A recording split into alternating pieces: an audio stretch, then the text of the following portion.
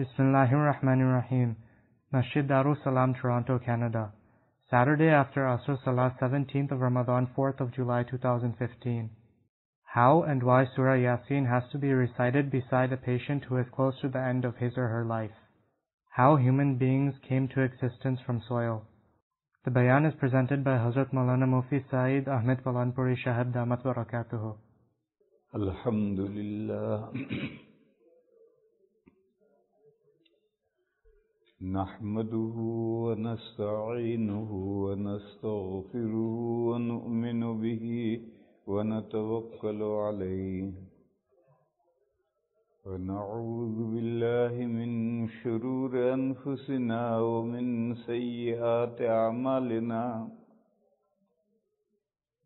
من يهده الله فلا مضل له ومن يضلله فلا هادي له وأشهد أن لا إله إلا الله وحده لا شريك له وأشهد أن سيدنا ومولانا وحبيبنا وشفيعنا محمدًا عبده ورسوله أرسله إلى الناس كافة بشيرا ونذيرا وداعيا إلى الله بإذنه وسراجا منيرا صلى الله تعالى عليه وعلى آله وصحبه وبارك وسلم تسليما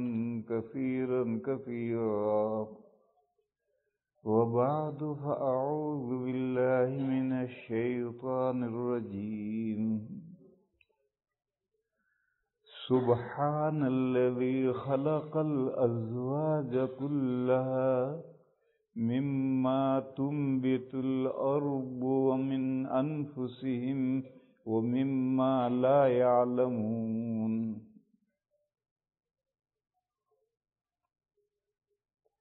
بزرگوں اور بھائیوں، آج نماز میں یاسین شریف شروع ہوگی۔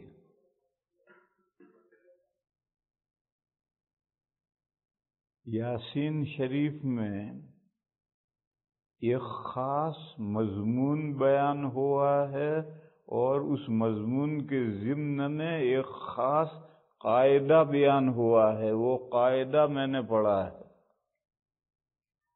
ابھی جو آیت میں نے پڑھی اس میں ایک خاص قاعدہ بیان ہوا ہے، اور وہ ایک خاص قاعدہ بیان ہوا ہے ایک خاص مضمون کو سمجھانے کے لیے۔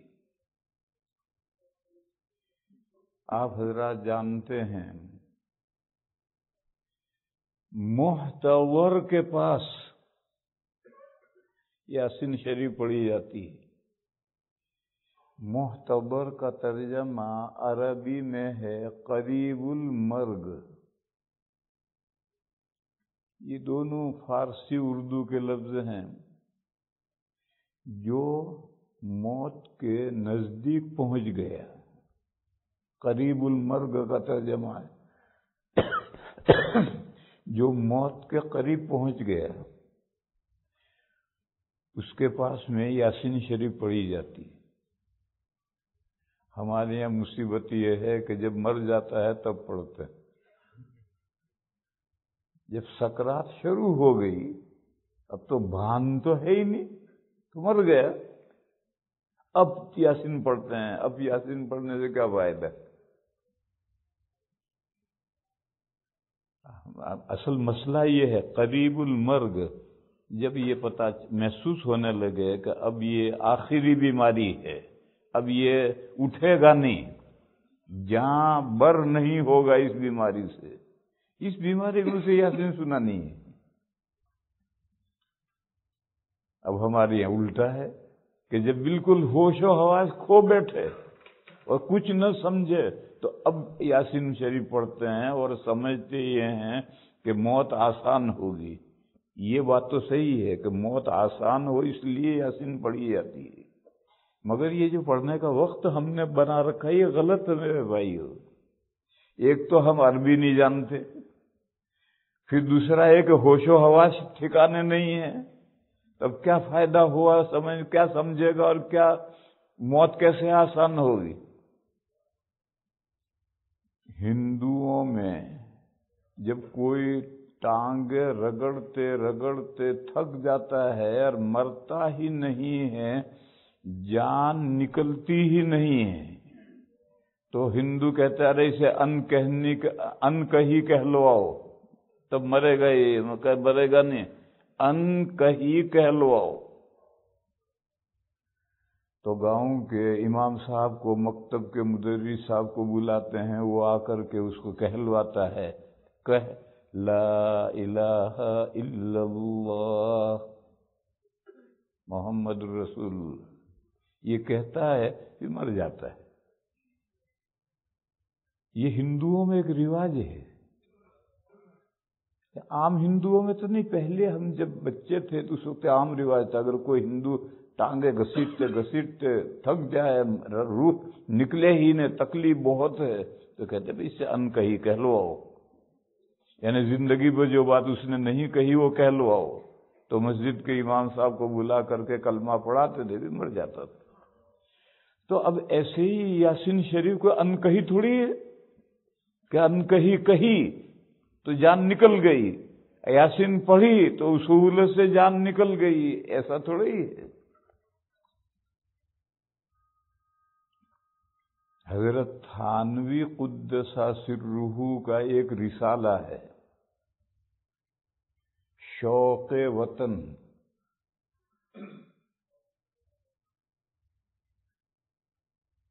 اس رسالے میں یہ مضمون ہے کہ موت کے قریب میں یاسین شریف اس لیے پڑھی جاتی ہے کہ آدمی کو یہ یاد آئے کہ میرا وطن جنت ہے،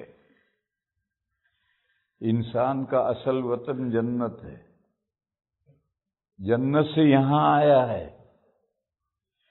تو جب اس کا اصل وطن یاد آئے گا کہ میرا اصل وطن جنت ہے اور جنت میں پہنچنے کا میرا وقت قریب آیا ہے، تو دل میں شوق اور جذبہ ابھرے گا مرنے کا، یوں موت آسان ہوتی ہے۔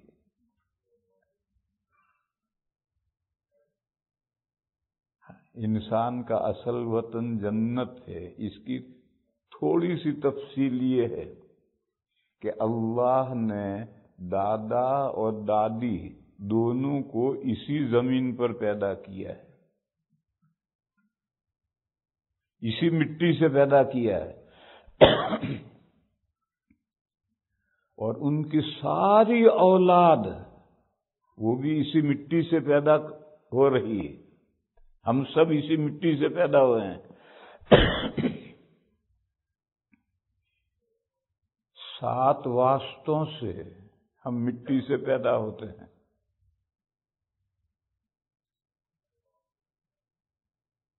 مٹی میں سے غذائیں نکلتی ہیں تو مٹی کا اثر لے کر آتی ہیں۔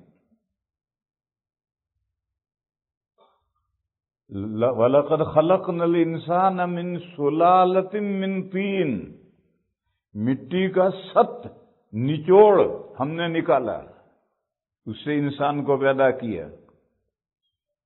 یہ زمین میں سے جو غذائیں کھانے پینے کی چیزیں نکلتی ہیں اس کو انسان کھاتا ہے تو اس کے باڈی میں خون پیدا ہوتا ہے۔ یہ دوسرا مرحلہ آیا، مٹی میں سے خون۔ پھر یہ خون مرد اور عورت کے بدن میں مادہ بنتا ہے، منی بنتی، یہ تیسرا مرحلہ آیا۔ پھر یہ مادہ ماں کے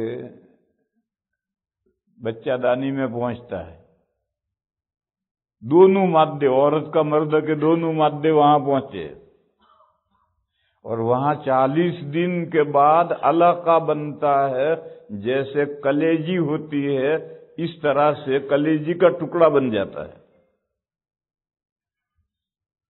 پھر جب 40 دن اور گزرتے ہیں تو گوشت کی بوٹی بن جاتا ہے، وہی جو کلیجی تھی وہ گوشت کی بوٹی بن گئی، مضغہ۔ پھر اور 40 دن گزرتے ہیں تو اس میں ہڈیاں پیدا ہو جاتی ہیں، سفید سفید دھاگے پیدا ہو جاتے ہیں، گوشت کی بوٹی میں سفید سفید دھاگے پیدا ہو جاتے ہیں۔ پھر باقی گوشت اللہ تعالیٰ ان ہڈیوں پر ڈیوائیڈ کر دیتے ہیں۔ اب بچے کی باڈی مکمل ہو گئی ماں کے پیٹ میں، تو اللہ ایک فرشتے کو حکم دیتے ہیں، وہ عالم ارواح سے وہ روح، جس روح کے لیے یہ باڈی بنائی گئی ہے، اس روح کو وہاں سے لا کر کے باڈی میں ڈال دیتا ہے فرشتہ، تو بچہ جسم پیٹ میں، ماں کے پیٹ میں بچہ زندہ ہو جاتا ہے۔ رات کو سوتی ہے، کوئی حرکت پیٹ میں نہیں ہے، صبح اٹھی بچہ گھوم رہا پیٹ میں، کب پیدا ہو گیا اللہ جانے کب پیدا ہو گیا۔ اب آپ یہ 7 مرحلے ہیں، اس پر غور کیجئے۔ کبھی آپ نے مٹی کو خون بنتے دیکھا ہے؟ اللہ بنا دیتے ہیں، مٹی میں سے غذائیں پیدا کرتے ہیں، غذائیں انسان کھاتا ہے تو اس سے بدن میں خون بن جاتا ہے، یہ تو غذاؤں سے مٹی سے خون بنا۔ پھر یہ جو خون ہے، بلڈ، کبھی اس کو مادے منویہ بنتے کسی نے دیکھا ہے؟ کوئی بنا سکتا ہے کہ خون کو لو اور ہلاؤ اور اس کو منی بنا ڈالو؟ کسی کے بس کا نہیں، اللہ بنا دیتے ہیں۔ پھر مادہ پہنچا ماں کے پیٹ میں تو کلیجی بن گئی، 40 دن میں کلیجی کا ٹکڑا بن گیا، لے عجیب بات ہے۔ پھر وہی کلیجی 40 دن میں گوشت کی بوٹی بن گئی۔ کبھی دیکھا ہے جانور کے پیٹ میں کلیجی گوشت کی بوٹی بنے؟ پھر اس گوشت کے اندر دھاگے نکلے اور وہ بڑھ کر 360 ہڈیاں بن گئے۔ پھر باقی جو گوشت بچا وہ ہڈیوں پر ڈیوائیڈ کر دیا۔ دیکھو انگلیوں پر ہلکا گوشت ہے، یہاں گئے تو گوشت زیادہ ہو گیا اور یہاں زیادہ ہو گیا۔ ایسے ہی پورے بدن میں کہیں بالکل گوشت نہیں ہے، کہیں تھوڑا ہے، کہیں زیادہ ہے۔ اور پیچھے تو 2 تربوز باندھ دیے۔ تربوز جانتے ہو، واٹر میلن، 2 تربوز باندھ دیے تاکہ جہاں بھی تشریف رکھنی ہو رکھو، گدے کی ضرورت نہیں ہے۔ آتے آئیے تشریف رکھیے، تو کیا رکھتا ہے؟ وہی تربوز ہی تو رکھتا ہے۔ اگر یہ صورت نہ ہوتی تو آپ جگہ جگہ بے تکلف کیسے بیٹھتے؟ جہاں جتنا گوشت چاہیے اتنا پورا ڈیوائیڈ کر دیا۔ ثم انشأناه خلقا آخر، پھر اللہ نے ایک نئی مخلوق بنا ڈالی، انسان اشرف المخلوقات بنا دیا مٹی میں سے۔ فتبارک اللہ احسن الخالقین۔ بتاؤ اللہ کتنا شاندار پیدا کرنے والا ہے۔ یہ 18ویں پارے کے پہلے رکوع میں یہ مضمون آیا ہے۔ اس سے معلوم ہوا کہ تمام انسان مٹی سے پیدا ہو رہے ہیں، اور تمام انسان نہیں، جتنی زمین پر جتنی مخلوقات ہیں سب مٹی سے پیدا ہو رہی ہیں، اور جو آسمان پر مخلوقات ہیں وہ نور سے پیدا ہو رہی ہیں۔ زمینی مخلوقات سب مٹی سے پیدا ہو رہی، اور آج بھی زمینی مخلوقات 3 طرح پیدا ہو رہی ہیں۔ ایک زمین سے ڈائریکٹ پیدا ہوتی ہیں اور ان میں توالد و تناسل نہیں ہوتا ہے، نسل نہیں چلتی۔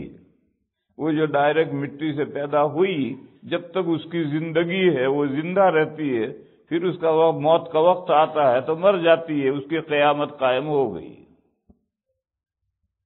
بے شمار مخلوقات اسی طرح سے ڈائریکٹ مٹی سے پیدا ہو رہی۔ یہ پھل لٹک رہا ہے، اس پھل کے اندر کیڑا پڑ گیا، یہ کیڑا کہاں سے پیدا ہوا؟ اسی پھل سے پیدا ہوا۔ پھل کہاں سے پیدا ہوا؟ درخت سے پیدا ہوا۔ درخت کہاں سے پیدا ہوا؟ زمین میں سے پیدا ہوا۔ ساری توانائیاں زمین ہی کی لے کر کے تو پھل بڑھ کر کے اتنا بڑا بنا ہے۔ تو یہ کیڑا مٹی سے پیدا ہوا، مٹی میں بیج ڈالا، اس سے امرود نکلا، امرود کے درخت نکلا، پھر پتے نکلے، پھر پھول نکلا، پھر پھل نکلا، اس میں کیڑا پڑا۔ بچے کے پیٹ میں کیڑے پڑ گئے، چھوٹے چھوٹے کچوکے بھی پڑتے ہیں، اس کو کچوکے کہتے ہیں، چھوٹے چھوٹے کیڑے ہوتے ہیں بے حساب، اور ایک لمبا کیڑا بھی پیدا ہوتا ہے بچے کے پیٹ میں۔ یہ پیٹ میں کہاں سے پیدا ہو گیا؟ مٹی سے پیدا ہو گیا۔ وہ جو کھایا انسان نے، وہ غذا سڑی، پیٹ میں جا کر سڑی، بچے کے پیٹ میں وہ غذا سڑی تو کچوکے پیدا ہوئے، لمبا کیڑا پیدا ہو گیا۔ یا پالک کے پتوں میں کیڑے کا بیج پیٹ میں پہنچا اور وہ جا کر بیج ہو کر کیڑا بن گیا، تو پالک کے پتے میں جو بیج آیا ہے وہ بھی زمین سے آیا ہے۔ اتنی تفصیل سمجھنے کے لیے کافی ہے کہ آج بھی بے شمار مخلوقات ڈائریکٹ مٹی سے پیدا ہوتی ہے۔ رات کو بارش ہوئی، آج کوئی مینڈک نہیں ہے، اگلے دن پورا میدان بھر گیا، ٹر ٹر ٹر ٹر، ہر طرف مینڈک ہی مینڈک، کہاں سے آ گئے؟ یہ سب مٹی سے پیدا ہو گئے۔ آپ نالی میں چشمہ لگا کر دیکھتے رہیے اور مچھر پیدا ہو کر اڑ جائے گا، اور آپ کچھ بھی نظر نہیں آئے گا آپ کو۔ آپ کے بدن میں آپ دیکھتے رہیے، آپ کو کچھ نظر نہیں آئے گا، جوئیں پیدا ہو جائیں گے، سر میں جوئیں ہو جائیں گے، کپڑوں میں جوئیں ہو گئی، کہاں سے آ گئے؟ یہ آپ کے بدن کے میل سے پیدا ہوئی، سر میں جوئیں بھی اور بدن میں کپڑے میں جوئیں بھی۔ آپ دیکھتے رہیے، کچھ نظر نہیں آئے گا، اور مچھر اور پسو پیدا ہو کر کمرے میں اچھلنے لگے۔ ارے کہاں سے پیدا ہو گئے مچھر پسو تو بہت کم دیکھنے میں آتے ہیں، مچھر تو ہوتے ہیں، پسو اور چھوٹا سا ہوتا ہے جو کودتا ہے اور مچھر سے زیادہ خطرناک ہوتا ہے، اس کو پسو کہتے ہیں۔ اب پسو دیکھنے کو ملتے نہیں ہیں، اسی لیے جہاں صفائی کا اہتمام ہوگا وہاں جوں، مچھر، پسو نہیں پیدا ہوں گے، مکھیاں پیدا ہوں گی، مچھر نہیں پیدا ہوں گے، کیونکہ یہ سب میل سے پیدا ہوتے ہیں۔ تو اگر صفائی کا اہتمام ہو تو نہیں پیدا ہوں گے، اور اگر صفائی کا اہتمام نہ ہو، جیسے ہمارے یہاں ہندوستان میں مدرسوں میں طالب علم ہفتے میں 1 مرتبہ نہاتے کپڑے بدلتے ہیں، یا زیادہ سے زیادہ کوئی 2 مرتبہ، تو ان کے کمروں میں مچھر، جوئیں، کھٹمل سب پیدا ہوتا ہے۔ آپ حضرات اہتمام کرتے ہیں، روز نہاتے ہیں بے ضرورت، تو مچھر کے مکھیاں نہیں پیدا ہوتی، مکھیاں تو الگ پیدا ہوتی ہیں، اس کا میل سے کوئی تعلق نہیں۔ برسات ہو گئے، برسات میں طرح طرح کے گھاس میں کیڑے پیدا ہو جاتے ہیں،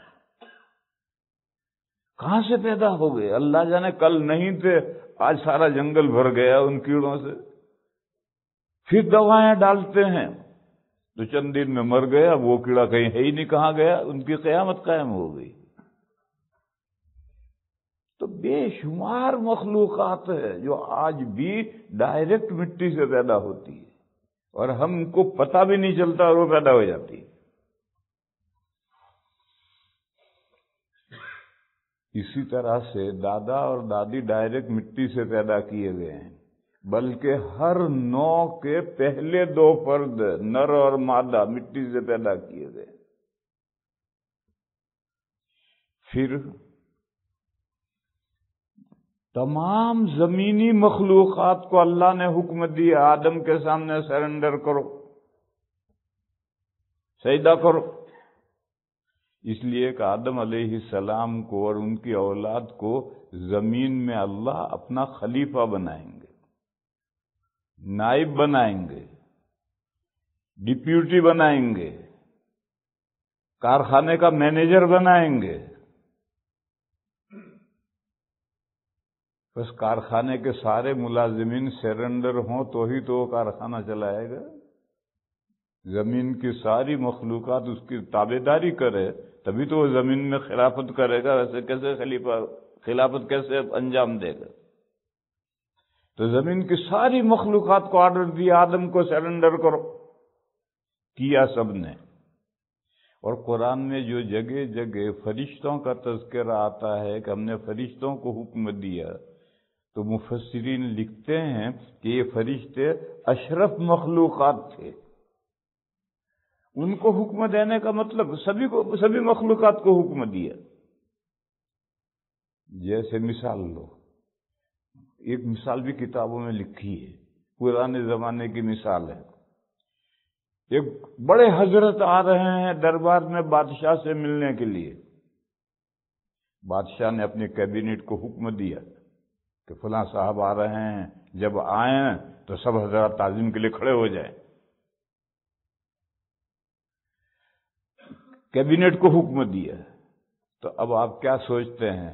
دربار میں کیبنٹ کے وزراء منسٹروں کے علاوہ جو لوگ ہیں وہ کھڑے ہوں گے یا نہیں ہوں گے؟ وہ تو بدرجہ اولا کھڑے ہوں گے۔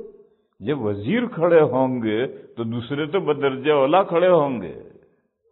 مگر حکم دیا ہے صرف کیبنٹ کو، وزراء کو حکم دیا ہے کہ فلاں حضرت آئیں تو سب کھڑے ہو جائیں۔ یہ بڑوں کو حکم دینا تو خود بخود چھوٹوں کا حکم ہوتا ہے۔ تو جب فرشتوں کو حکم دیا، وہ یہ کون سے فرشتے ہیں؟ زمین کے فرشتے ہیں، آسمان کے فرشتے نہیں۔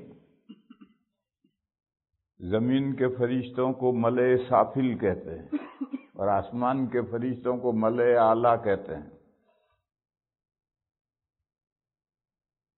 اور ملائے اعلیٰ کا ذکر سورہ صاد میں آیا ہے۔ سورہ صافات کے بعد سورہ صاد آئی ہے، وہاں ملائے اعلیٰ کا ذکر آیا ہے۔ جب ملائے اعلیٰ ہیں تو اس کے مقابل ملائے سافل ہیں۔ وہ ملائے اعلیٰ آسمان کے فرشتے ہیں، اور زمین کے جو فرشتے ہیں جو زمین کے کاموں پر مقرر کیے گئے ہیں وہ ملائے سافل ہیں۔ تو زمین کے فرشتے جو اس وقت زمین کی مخلوقات میں سب سے اشرف تھے، ان کو حکم دیا آدم کے سامنے سرنڈر کرو۔ تو دوسری تمام مخلوقات کو حکم ہوا اور سب نے سرنڈر کیا، ایک کمبخت شیطان نے، ابلیس نے نہیں کیے۔ یہ مضمون آپ جانتے ہیں، قرآن میں جگہ جگہ یہ مضمون ہے۔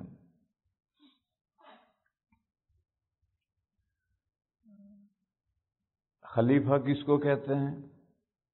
اس کو بھی لوگوں نے چیستان بنا دیا ہے، اور یہ جو یونیورسٹیوں والے جو ایجوکیٹڈ ہیں انہوں نے کتابیں مقالے لکھ لکھ کر کے خلیفہ کو چیستان بنا دیا ہے۔ میرے بھائیو، یہ اتنا کوئی بہت مشکل نہیں ہے، خلیفہ تو بہت آسان ہے۔ خلیفہ کے معنی ہے ڈپیوٹی، نائب۔ ایک کارخانہ ہے بڑا،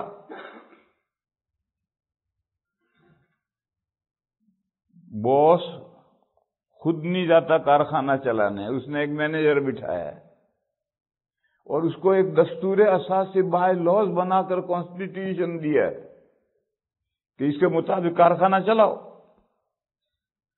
اب یہ جو مینیجر ہے وہ اس دستور کو سب سے پہلے اپنی ذات پر بھی نافذ کرے گا اور کارخانے کے سب ممبروں پر نافذ کرے گا، اور یہ جو مینیجر ہے یہ باس کا خلیفہ ہے۔ باس خبر تو سب رکھے گا، آئے گا نہیں۔ بس اتنا مضمون ہے۔ اللہ نے اس زمین میں انسان کو خلیفہ بنایا ہے۔ یہ زمین اللہ کی ہے، زمین کی ہر چیز اللہ کی ہے، لیکن اس میں انسان کو خلیفہ بنایا ہے، اور پھر انسان کو ایک کانسٹیٹیوشن دیا ہے۔ قرآن کریم، تورات، زبور، انجیل، آسمانی کتابیں دی ہیں کہ ان کتابوں کے مطابق تو اس زمین کو برت اور اس زمین میں میرا قانون نافذ کر۔ بس انسان کو سب سے پہلے وہ قانون اپنی ذات پر نافذ کرنا ہے، پھر کارخانے کے ملازمین پر نافذ کرنا ہے۔ ہندوستان میں جب انگریزوں کا قبضہ تھا تو ایک کارخانہ لاس میں جا رہا تھا، سرکاری گورنمنٹ انڈرٹیک کارخانہ تھا، گھاٹا کر رہا تھا۔ تو انگریزوں نے لندن سے مینیجر بھیجا تاکہ کارخانے کو، بڑا کارخانہ تھا، اس کو بچائے، گھاٹے سے بچائے۔ اس زمانے میں جو یہاں سے لندن سے آفیسران جاتے تھے تو اردو پڑھ کر جاتے تھے، جو لندن سے آفیسران جاتے تھے اردو پڑھ کر جاتے تھے، شاندار اردو پڑھ کر جاتے تھے۔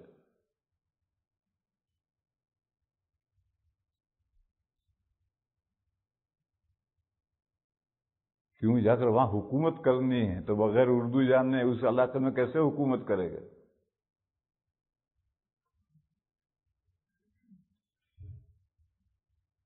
ایک وائسرائے گیا، وائسرائے یہ تو سب سے بڑا حاکم تھا وہاں کا، کوئین کا نائب تھا، اور اردو بہترین جانتا تھا۔ اس کو ایک گمان تھا کہ میرے جیسی اردو کوئی نہیں جانتا۔ جب وہ وہاں گیا تو آل انڈیا مشاعرہ ہوا تاکہ تمام ہندوستان کے شعراء آئیں اور وائسرا کی تعریف میں قصیدے کہیں۔ الہ آباد میں اکبر الہ آبادی تھے، سرکاری عہدے پر تھے۔ اس زمانے میں کلیکٹر کوئی ہندوستانی نہیں بن سکتا، تو انگریز ہی آئے گا، لیکن نائب کلیکٹر ہندوستانی بن سکتا تھا، اور یہ آخری پوسٹ تھی جہاں تک ہندوستانی بڑھ سکتا تھا، اس سے آگے ہندوستانی نہیں جا سکتا تھا۔ تو اکبر الہ آبادی ڈپٹی کمشنر تھے، اور رگوں پے میں انگریزوں کی دشمنی بھری ہوئی تھی، مگر سرکاری ملازم تھے اور گورنمنٹ کے ماتحت تھے، تو ان کو بھی حکم پہنچا کہ وائسرا نیا آیا ہے، قصیدہ کہہ کر لے کر کے آئیے قصیدہ پڑھنے کے لیے۔ اکبر بھی پہنچے، سب اپنے اپنے نمبر پر قصیدے پڑھتے رہے، وائسرا سنتا رہا۔ اکبر کھڑے ہوئے اور قصیدہ کا پہلا مصرع پڑھا۔ 7 سمندر کود آئے بندر، انگریزوں کو بندر کہتے ہیں، کالے سفید منہ کے ہوتے ہیں، اور 7 سمندر اوورسیز، تو لندن سے 7 سمندر کود کر آئے۔ 7 سمندر کود آئے بندر، تو اردو جانتا تھا وائسرائے، سمجھ گیا، اور اس نے کہا واٹ یو سے، اردو بھول گیا۔ ارے تو مشاعرہ اردو میں ہو رہا ہے، اس کو گالی دینی ہے، ڈانٹنا، اردو میں ڈانٹ نہیں، اس کی اصلی زبان نکل آئی، اس نے کہا واٹ یو سے۔ تو اکبر نے بڑے اسٹائل سے، کھڑے ہوئے قصیدہ پڑھ رہے تھے تو بڑے اسٹائل سے جھکے اور کہا پورٹ مائی لارڈ، بندر سے مراد بندرگاہ ہے، پورٹ ہے، تو گھڑوں پانی پڑ گیا اس کی اردو دانی پر۔ وہ کہتا ہے اردو جانتا ہوں، کہاں جانتا ہے تو بندر کے معنی بھی نہیں جانتا۔ اس طرح سے کہا پورٹ مائی لارڈ، یعنی میری مراد بندر سے بندرگاہ ہے، کہ لندن سے بندرگاہ پر پانی کے جہاز سے آئے۔ اس زمانے میں ہوائی جہاز نہیں تھے، اس زمانے میں ہوائی جہاز نہیں تھے، پانی کے جہاز ہی سے آتے تھے۔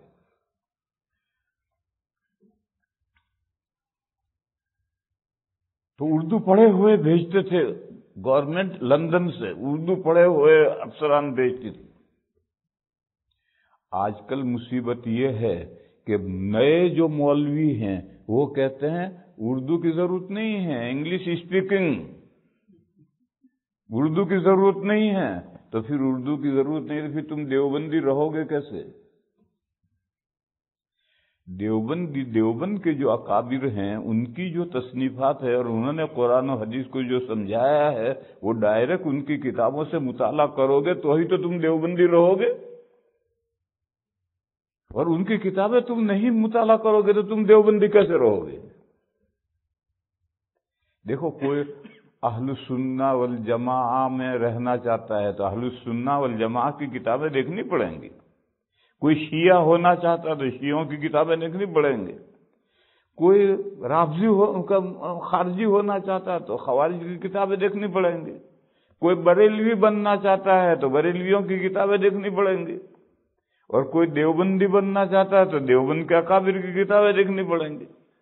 وہ نہیں دیکھے گا تو دیوبندی کیسے بنے گا؟ اور دیوبند کے اکابر کی تو ساری کتابیں اردو میں یا عربی میں یا فارسی میں ہیں، انگریزی میں کوئی کتاب نہیں۔ اردو میں اصل تو عربی میں ہے، عربی میں کم ہے۔ کم کیوں ہے؟ ہندوستان میں عربی کم رائج ہے، یا پھر فارسی میں ہے۔ فارسی اس زمانے میں بہت رائج تھی، ہندو تک فارسی جانتے تھے، یا پھر اردو میں ہے، انگریزی میں نہیں ہے۔ بس اگر آپ دیوبندی رہنا چاہتے ہیں تو یہ بھوسا دماغ میں سے نکالو میرے بھائیوں کہ اردو کی کوئی ضرورت نہیں ہے، کہ انگلش اسپیکنگ تو کرو، کون منع کرتا ہے؟ مگر ہندوستان پر تمہیں حکومت کرنی ہے تو اردو پڑھ کر وہاں جانا پڑے گا، تو جا کر وہاں حکومت کرو گے۔ اردو پڑھے بغیر جاؤ گے تو کیا حکومت کرو گے؟ اسی طرح سے بولو، لکھو انگریزی، اور سارا علوم اسلامیہ انگریزی میں منتقل کرو۔ اب تک جو انگریزی میں کتابیں ہیں وہ ایجوکیٹڈ لوگوں کی لکھی ہوئی ہیں جو دین کو صحیح سمجھے ہی نہیں، ان کی کتابیں انگریزی میں سے ہیں، ہٹاؤ ان کو، تم لکھو، دین کو صحیح طریقے پر انگریزی میں منتقل کرو، لکھو بھی انگریزی، بولو بھی انگریزی، مگر پڑھو تو اردو، اور اعلیٰ درجے کی اردو سیکھو اور پڑھو، تو اکابر کی کتابوں کا مطالعہ کر کے دین کو سمجھ سکو گے، اور نہیں سمجھ سکو گے۔ یہ جو آج کل خیال تیزی کے ساتھ پیدا ہو رہا ہے، یہ غلط خیال ہے۔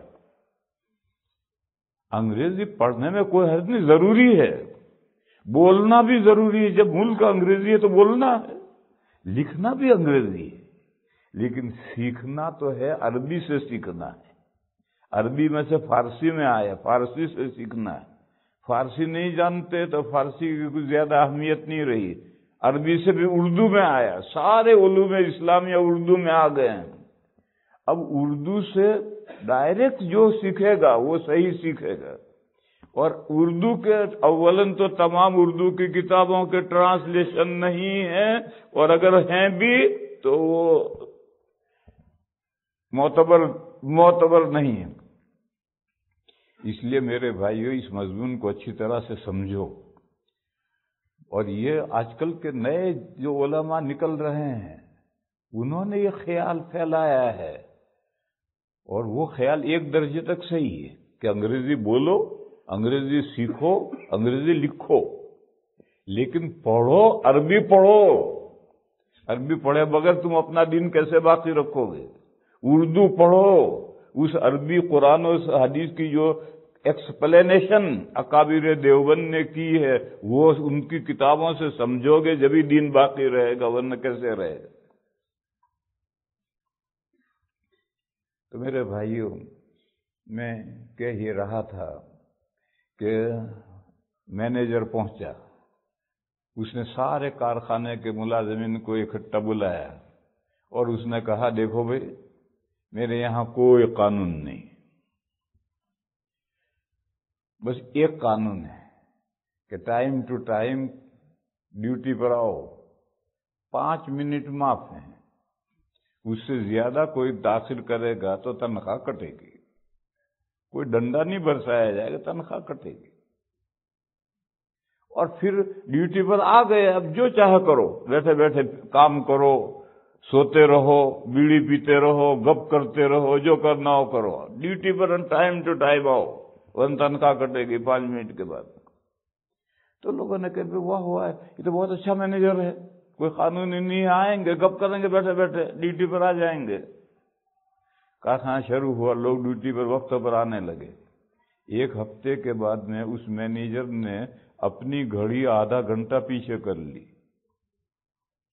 اور اپنی گھڑی کے اعتبار سے آن ٹائم آیا، آ کر دفتر میں بیٹھا، تو گویا 8 بجے آنا تھا، تو دفتر کی گھڑی میں تو 8:30 بج رہے ہیں۔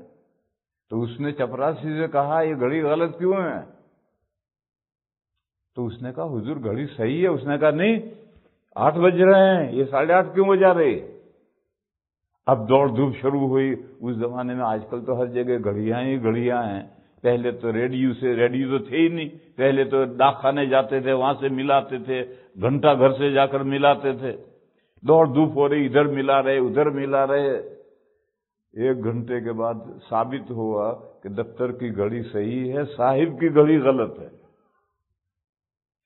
تو اس مینیجر نے فوراً اکاؤنٹ آفس کو، محاسبی کو حکم بھیجا کہ فلاں تاریخ کو میں آدھا گھنٹہ دیر سے آیا ہوں، میری تنخواہ کاٹ دی جائے۔ سارا کارخانہ سہم گیا کہ جو اپنے آپ کو نہیں بخشتا وہ دوسروں کو کیا بخشے گا۔ یہ وہ خلیفہ ہے، گورنمنٹ ہے لندن، اس نے یہ مینیجر بھیجا ہے اور اس کو قانون دیا ہے۔ اس قانون کو مینیجر کی ذمہ داری کہ پہلے وہ اپنی ذات پر نافذ کرے، پھر اپنے دائرے میں، اس کے دائرے میں بھینس ہے تو بھینس پر بھی اللہ کا قانون نافذ کرے، اس کے دائرے میں بیوی ہے تو بیوی پر بھی اللہ کا قانون چلا ہے، بچے ہیں بچوں پر بھی، پڑوسی ہیں، ماں باپ ہیں، جانور ہیں، دوسری مخلوقات ہیں، تمام مخلوقات، اور اللہ نے نیتا بنایا ہے تو پبلک پر بھی، محلے پر، گاؤں پر بڑا لیڈر بنایا ہے تو اس کا جہاں تک دائرہ اور سرکل ہے وہاں تک اللہ کا نازل کیا ہوا کانسٹیٹیوشن یعنی قرآن کریم کو نافذ کرے۔ خلیفہ کا یہ مطلب ہے۔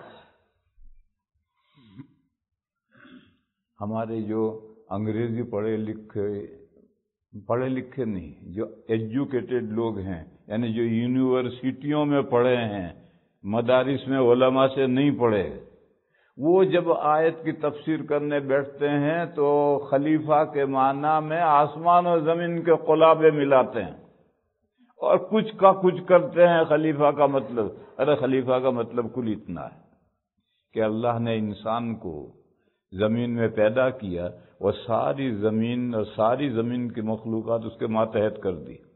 دیکھو بڑی سے بڑی طاقتور خونخوار مخلوقات انسان کی انگلیوں پر ناچتی ہے، شیر ہو، چیتا ہو، ببر ہو، ہاتھی ہو، گینڈا ہو، سانپ ہو، بچھو ہو، سب انسانوں کی انگلیوں پر ناچتے ہیں۔ سب سرنڈر کر دیے اللہ نے، آدم کو سرنڈر کرو، سجدہ کرو۔ اب انسان کی یہ ذمہ داری ہے کہ ان سب مخلوقات پر جو اللہ نے کانسٹیٹیوشن قانون نافذ کیا اسے پہنچائے، ان میں نافذ کرے۔ تو میرے بھائیوں، میں کہہ رہا تھا کہ آدم علیہ السلام اور دادی حوا اسی زمین پر پیدا کیے گئے، پھر زمین کی ساری مخلوقات کو ان کے سامنے سرنڈر کیا، پھر دونوں کو زمین سے اٹھا کر کے جنت میں لے جا کر بسایا گیا، یہاں رہو اطمینان سے۔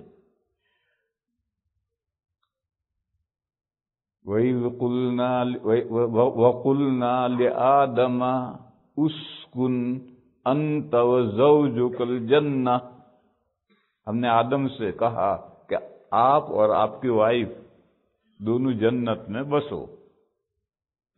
یوں زمین پر سے اٹھا کر کے آسمان میں لے گئے ہیں ان کو۔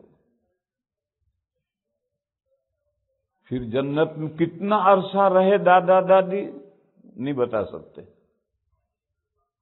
اللہ نے جو کہا تھا فلاں درخت مت کھائیو، اللہ کا یہ عہد و پیمان بہت جلدی آدمی نہیں بھولتا ہے، ایک لمبا وقت گزرتا ہے تو پھر ذہن میں دھندلا ہو جاتا ہے حکم۔ تو 2 دن کے بعد میں وہ درخت کھا لیا، ایسا نہیں ہوتا نہیں ہے۔ کتنا عرصہ گزرا اللہ جانے، ایک لمبا عرصہ رہے، جب تک جنت میں رہے دادا دادی کی اولاد نہیں ہوئی۔ کیوں؟ انسان دادا دادی کی اولاد کا بھی زمین سے پیدا کیا جانا مقدر تھا۔ پھر جو انہوں نے وہ چلتے چلتے پیر پھسل گیا۔ انبیاء سے لغزش ہوتی ہے، لغزش کے معنی ہیں چلتے چلتے بلا ارادہ پیر پھسل گیا اور دھڑام سے گر پڑا، اس کو لغزش کہتے ہیں۔ اس کو نافرمانی نہیں کہتے، معصیت نہیں کہتے، گناہ نہیں کہتے۔ نافرمانی کیا ہے؟ باس کا حکم مجھے معلوم ہے اور میں نے کہا نہیں مجھے اس کے خلاف کرنا ہے۔ انبیاء ایسی نافرمانی نہیں کر سکتے۔ اللہ کا حکم انہیں معلوم ہے، پھر بالقصد وہ نافرمانی کریں، ایسا نہیں ہو سکتا۔ کیوں نہیں ہو سکتا؟ کیا دلیل ہے؟ یہ تو اہل السنہ والجماعہ کا عقیدہ ہے کہ انبیاء معصوم ہیں۔ اگر انبیاء نافرمانی کرنے لگیں گے تو معصوم کہاں رہے؟ تو یہ تو اہل السنہ والجماعہ کا بنیادی عقیدہ ہے کہ انبیاء گناہوں، اللہ ان کو بچائے ہوئے ہیں۔ معصوم کے معنی ہے بچائے ہوئے، گناہوں سے بچائے ہوئے ہیں، اللہ نے بچا رکھا ہے۔ اب اگر انبیاء بالقصد گناہ کریں تو اللہ کی بچانے پر حرف آئے گا کہ اللہ نے کیسی حفاظت کی ہے کہ انہوں نے بالقصد گناہ کیا۔ اس لیے یہ بات طے ہے، انبیاء سے کوئی بالقصد گناہ نہیں ہو سکتا، وہ معصوم ہیں۔ اگر ان سے بالقصد گناہ ہو تو اللہ کی عصمت پر حرف آئے گا۔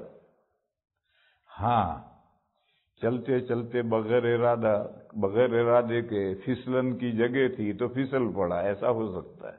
اس کو عربی میں کہتے ہیں لغزش۔ لغزش کے معنی ہیں پھسل گیا۔ ظاہر ہے کہ اگر کوئی چلتے چلتے پھسل پڑے تو کوئی اسے مورد الزام نہیں قرار دیتا ہے۔ ایک آدمی چھت پر سے نیچے بچہ گرا اور ٹانگ ٹوٹی تو سب ماں باپ ڈانٹیں گے، نالائق تیرا دماغ خراب تھا، کیوں اوپر سے نیچے گرا؟ اور چلتے چلتے پھسل جائے اور ٹانگ ٹوٹ جائے تو کوئی اس کو تو پھسل گیا، کیا کرے؟ تو گناہ ہے، اوپر سے بالقصد نیچے گرا اور ٹانگ ٹوٹی، یہ گناہ ہے۔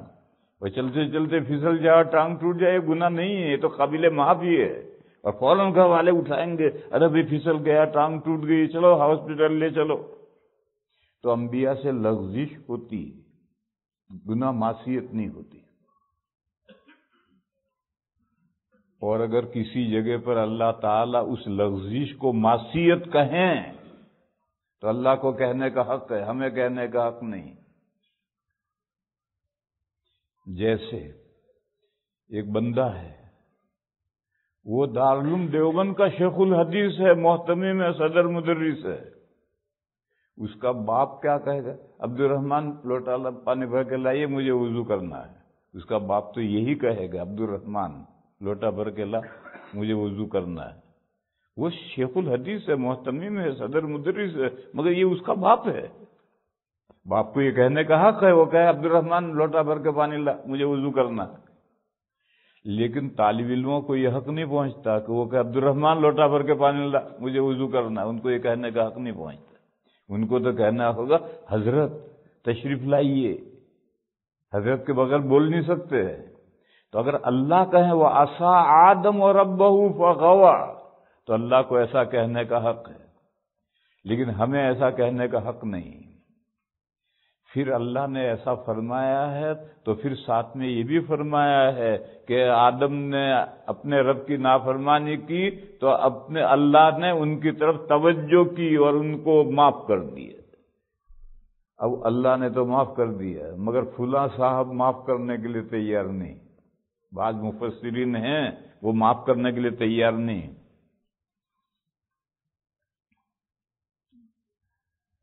تو لغزش ہوئی اور وہ زمین پر اتارے گئے۔ پھر اب زمین میں وہ بسے، وہ ساری اولاد ان کی بسی۔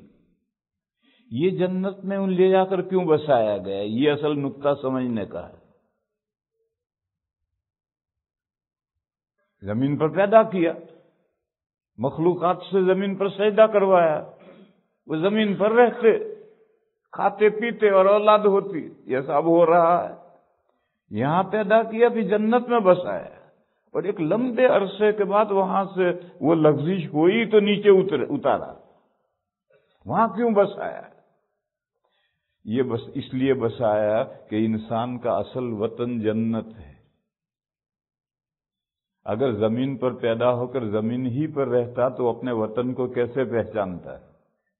اس لیے جنت میں بسایا، پھر زمین پر اتارا تاکہ اس کو یہ پتہ چلے کہ میرا اصل وطن وہ ہے، مجھے اس دنیا سے گزر کر جنت میں پہنچنا ہے۔ حضرت تھانوی نے جو کتاب لکھی شوق وطن، تو وطن جنت ہے، اور شوق مانے جذبہ، وطن میں جانے کا جذبہ، یہ جذبہ پیدا کرنے کے لیے یاسین شریف پڑھی جاتی ہے۔ یاسین شریف میں یہی مضمون ہے۔ بہرحال ہمارا اصل وطن وہ ہے۔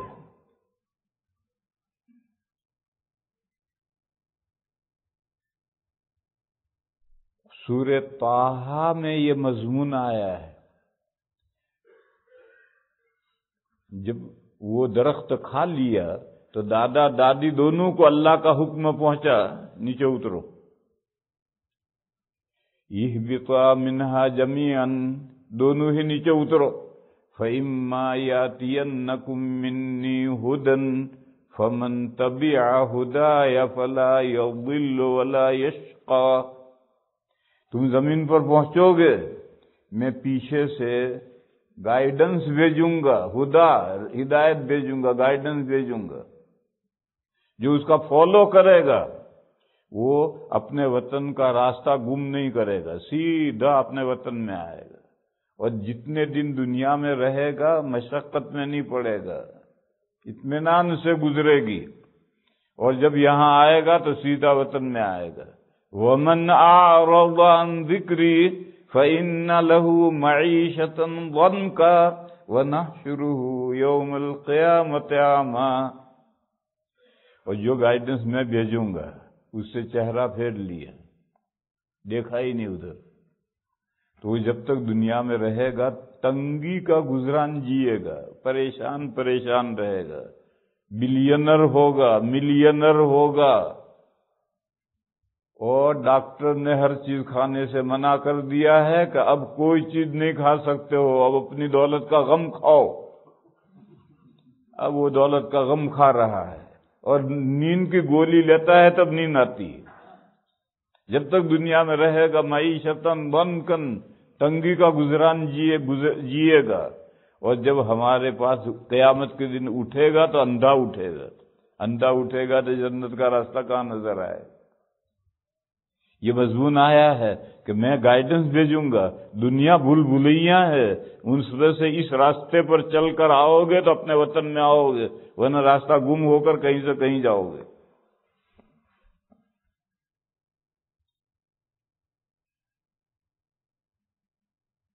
تو میں اصل یہ مضمون سمجھا رہا تھا کہ وطن دکھایا، پھر وہاں سے جنت پر اتارا، تو مرنے سے محتضر، لفظ محتضر کے معنی قریب المرگ، جب آدمی آخری بیماری میں ہے اور یہ احساس ہے کہ شاید اب یہ بچے گا نہیں، اس بیماری میں یہ مر جائے گا، تو اب اسے خود بھی اگر ہوش ہیں تو خود بھی یاسین پڑھنی ہے، اور اگر خود نہ اتنی طاقت نہیں رکھتا تو دوسرے پڑھ کر سنائیں۔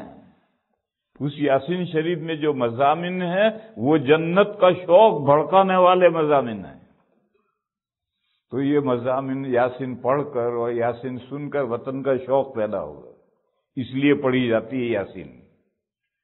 اب ہم نے اس کو سمجھا کہ یہ روح آسانی سے نکل جائے، اس لیے جب نزع شروع ہو جاتا ہے اور بے ہوش ہو جاتا ہے، کوئی ہوش نہیں رہا، اب یاسین سناتے ہیں۔ اب یاسین سنانے سے کیا فائدہ ہے؟ ایک تو ہم عربی نہیں جانتے، پھر ہوش ہی نہیں رہا، یہ یاسین پڑھنے کا وقت نہیں ہے۔ یاسین پڑھنے کا وقت ہے محتضر، قریب المرگ، یہ نظر آنے لگا کہ اب اس موت سے یہ آدمی اٹھے گا نہیں، اب اس کو خود بھی یاسین پڑھنی ہے، دوسرے بھی اسے پڑھ کر سنائے، اور وہ اس کے مضامین میں غور کرے تاکہ اس کو جنت یاد آئے، وطن کا شوق بڑھکے اور مرنے کے لیے وہ بےتاب ہو جائے۔ جیسے حدیث میں ہے کہ جب نیک بندے کے پاس فرشتے آتے ہیں تو وہ اس کو خوشخبری سناتے ہیں، چل، روح سے کہتے ہیں، بدن سے نہیں، روح سے کہتے ہیں، چل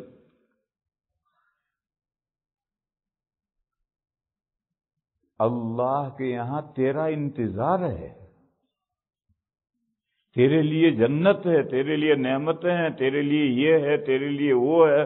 تو حدیث شریف میں ہے کہ روح بدن میں سے نکلنے کے لیے بےتاب ہو جاتی ہے، پھڑکتی ہے، بس فرشتے والناشطات نشطن، انہوں نے روح کو جو بدن کے ساتھ اللہ نے باندھ رکھا ہے وہ گرہ کھول دی، روح پھر گئی، ابھی تو بندھی ہوئی ہے، روح بدن کے ساتھ بندھی ہوئی ہے، گرہ لگی ہوئی ہے، وہ گرہ حصی نہیں ہے، معنوی ہے۔ جیسے یہ آسمان ہے، یہ آسمان ستونوں پر کھڑا ہے، یہ سارے آسمان ستونوں پر کھڑے ہیں، مگر وہ ستون ہمیں نظر نہیں آتے۔ ایسے ستون جس کو انسان دیکھیں ایسے ستون نہیں ہیں، بغیر عمد ترونہا، لیکن ستون ہیں، اور وہ کشش کے ستون ہیں معنوی۔ ایسے ہی روح بدن کے ساتھ بندھی ہوئی ہے مگر وہ نظر نہیں آتی۔ جب فرشتے وہ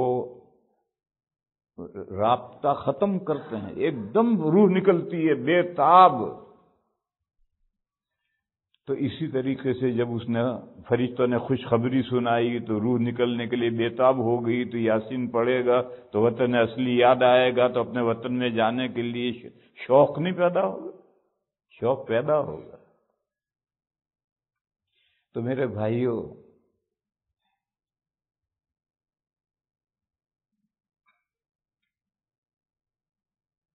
اس صورت میں یہ مضمون ہے کہ تم جو مرتے ہو تو جو سمجھتے ہو کہ ہم نتھنگ ہو گئے، نتھنگ نہیں ہوئے ہو۔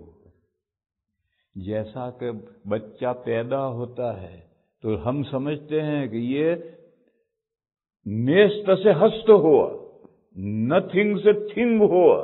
نہیں بھیا، پیدا تو فارسی کا لفظ ہے، پیدا کے معنی ظاہر ہوا، ورنہ بچہ تو ماں کے پیٹ میں 4 مہینے پہلے سے نیست سے ہست ہو گیا، نتھنگ سے تھنگ بن گیا۔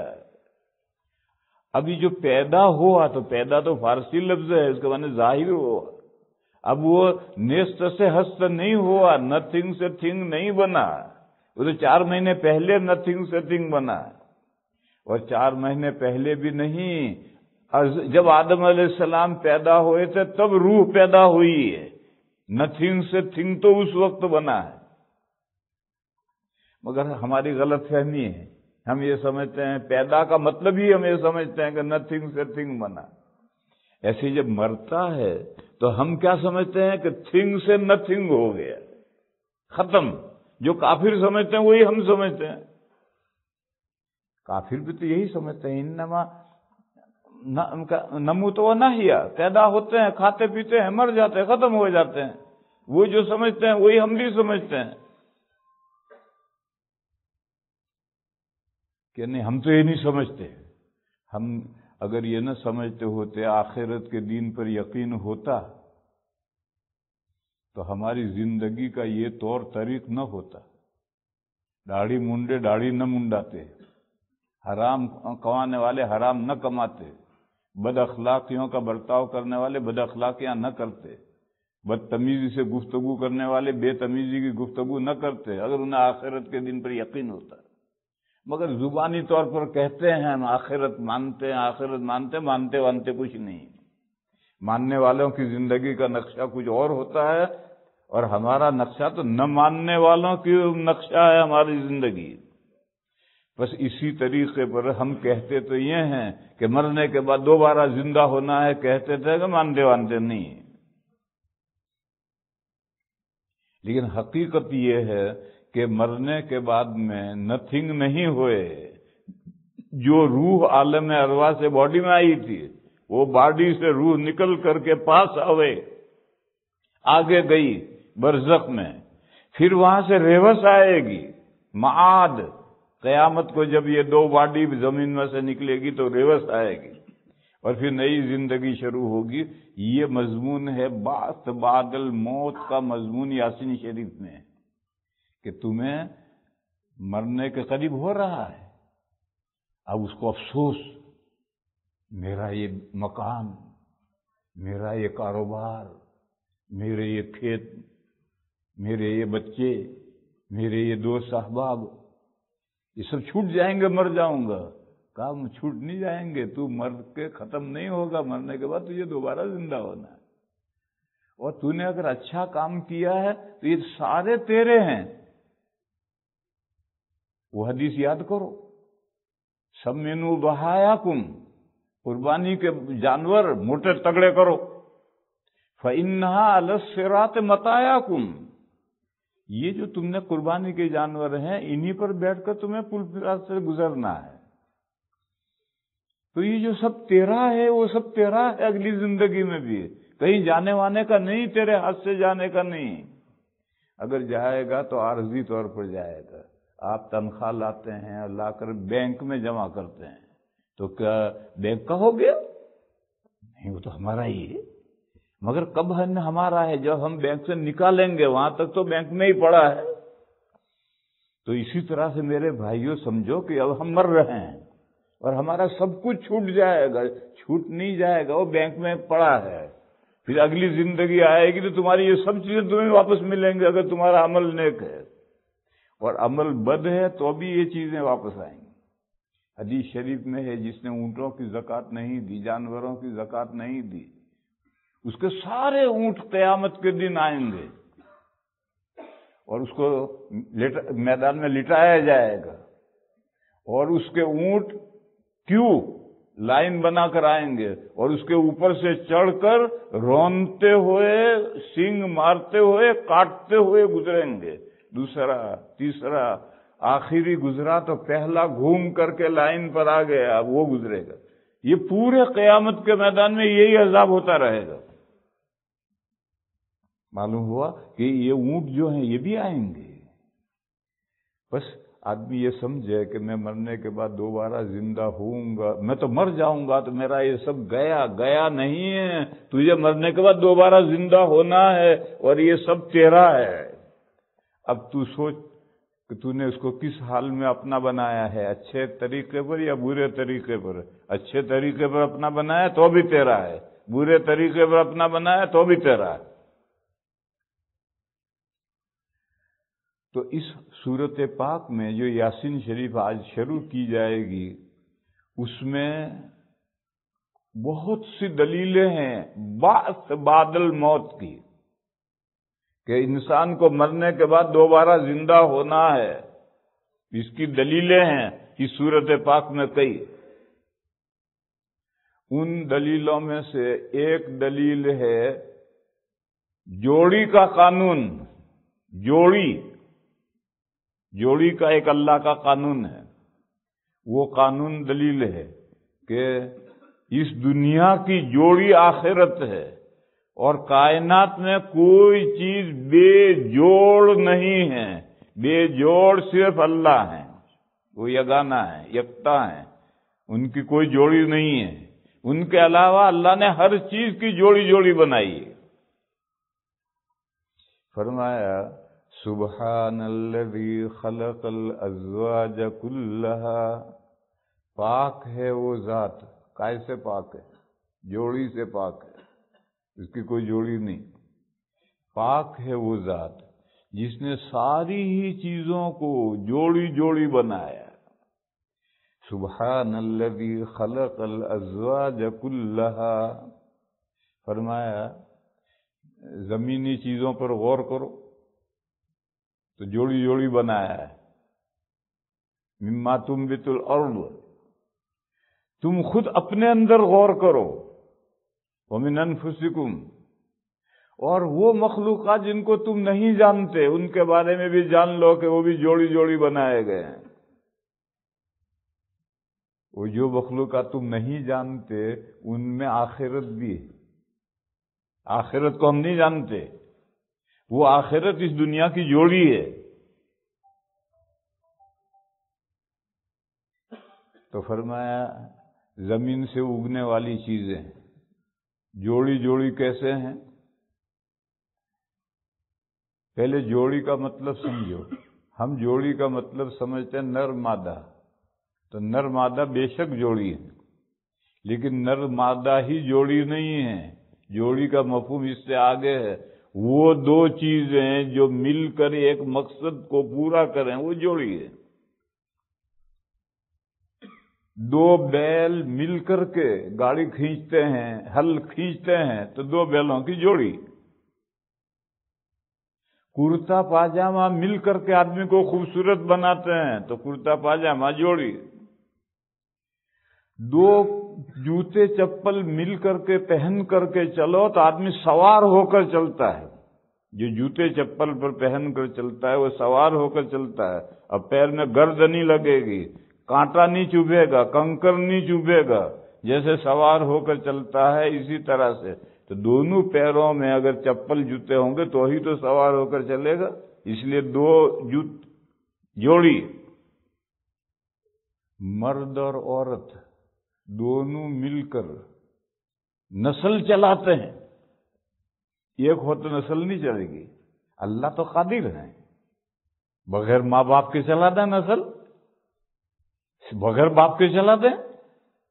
اللہ تو قادر ہے، لیکن عادت اللہ یہ ہے کہ چلتی نہیں ہے۔ مرد اور عورت مل کر نسل چلاتے ہیں تو جوڑی۔ تو وہ دو چیزیں جو مل کر ایک مقصد پورا کریں وہ جوڑی ہے۔ اس دنیا کی جوڑی آخرت ہے۔ کیا دلیل ہے؟ اس دنیا میں سب اچھے کام نہیں کرتے ہیں اور سب برے کام بھی نہیں کرتے۔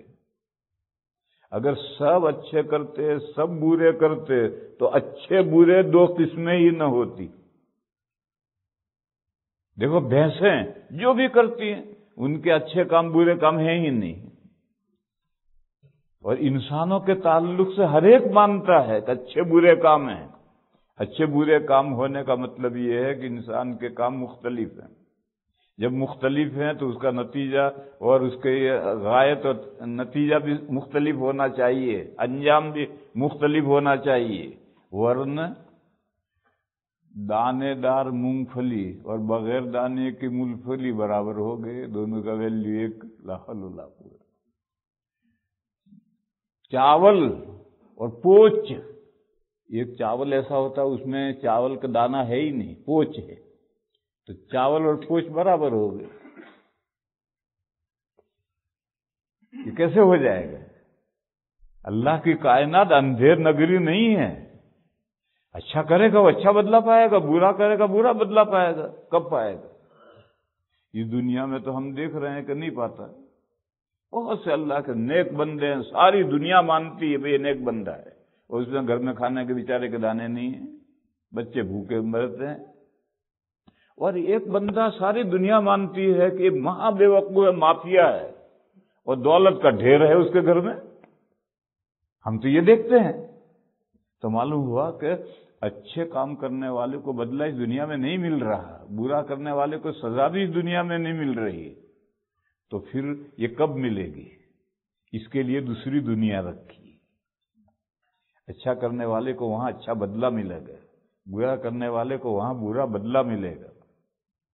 بس یہ اس دنیا کا جوڑا اگلی دنیا ہے۔ یہ دو دنیا مل کر تکلیف یعنی جزا و سزا کا مقصد پورا کرتے ہیں۔ اللہ نے انسان کو مکلف بنایا، احکام دیے ہیں، پھر کوئی احکام مانتا ہے کوئی نہیں مانتا۔